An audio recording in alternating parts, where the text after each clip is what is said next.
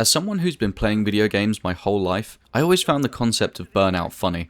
I'd see endless videos on YouTube about how to deal with gaming burnout and discussions online from people who had lost that spark they used to have for games when they were younger. And I always found them odd because gaming burnout is something I'd honestly never experienced until this year. This year has seen me go months without finding and playing a game I actually enjoy and want to finish.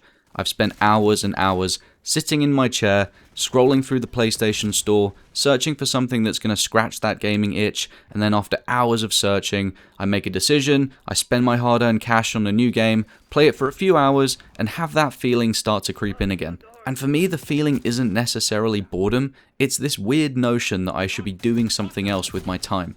That the things I'm doing in this game are so pointless and similar to things I've done in other games before that it now feels like a waste of time. Now, while some people try and chalk this up to just getting older, I don't think that's it. I think there are so many reasons people begin to fall out of love with this hobby that meant so much to them before, and I'm going to line them out for you here, along with a few ideas on how to fix it. The first way to get bored and burn out from games is to watch all the trailers and read all the reviews.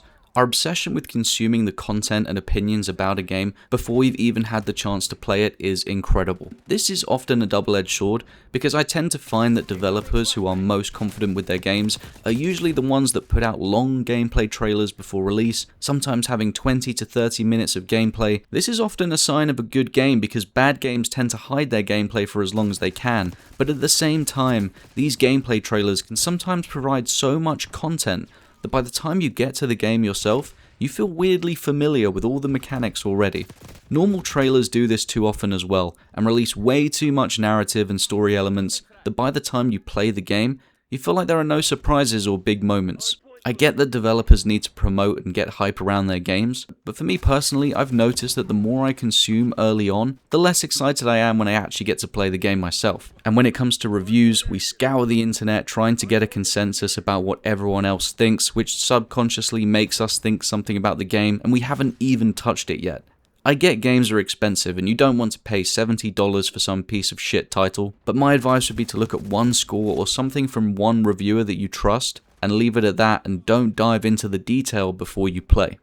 The next way to lose your love of gaming is to get addicted to doom scrolling. A lot of games are slow burners that really only begin to open up and show you the best moments and mechanics hours into your playthrough. This is slowly becoming a task that people just cannot be bothered with, and who can blame them when you have a device that is always with you, feeding you immediate content and dopamine. I used to convince myself at one point that I just didn't have the time to game anymore. Then I looked at my weekly screen time and realized that was complete horseshit. And so I started doing the same thing with video games that I do when I read books, which is I put my phone in another room, ideally as far away as possible, and honestly it's been a huge help. Games are all about immersion, and the more things around you that can break that immersion, the less immersed you'll be. No shit. So yeah, grab that phone, stick it in the washing machine or something, just make sure no one turns it on, and just leave it. Next up, we've got treating games like a checklist and trophy hunting. Now this one comes with a huge caveat, because this channel was originally built on videos about platinum trophies, and the fact is that there are many games out there that I would highly recommend platinuming, because when platinum trophies are done well, it gives you a perfectly full experience of everything a game has to offer.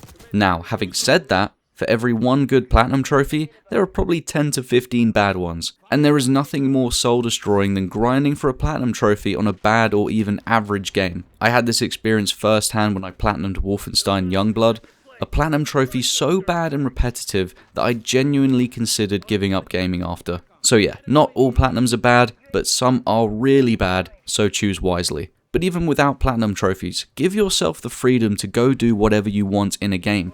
Don't feel like you need to complete every task, fill out every line of dialogue, do things in a certain order. Be adventurous and give yourself the permission to skip certain objectives or side missions if they're not interesting to you. Games are supposed to be fun above all else. Coming up fourth, we have sticking to the same genre of game and never exploring new ones. Now it might be the case that you enjoy multiple genres of games as I did, maybe you like open worlds, action games and shooters, but chances are there are some genres of games out there that you just never touch. For me it was racing games, I never cared for them, I thought they were a waste of time, but like most things in life it turns out I just hadn't taken the time to really experience one. And so I ended up buying Forza Horizon 5 on sale, and I am absolutely loving it. It is such a breath of fresh air from all the stuff I usually play, and most importantly, it's just fun. So if there are genres of games that you've never explored before, I urge you to take some time to look into those genres and give them a go, because I reckon you'll be pleasantly surprised. And finally, the quickest way to get gaming burnout as you get older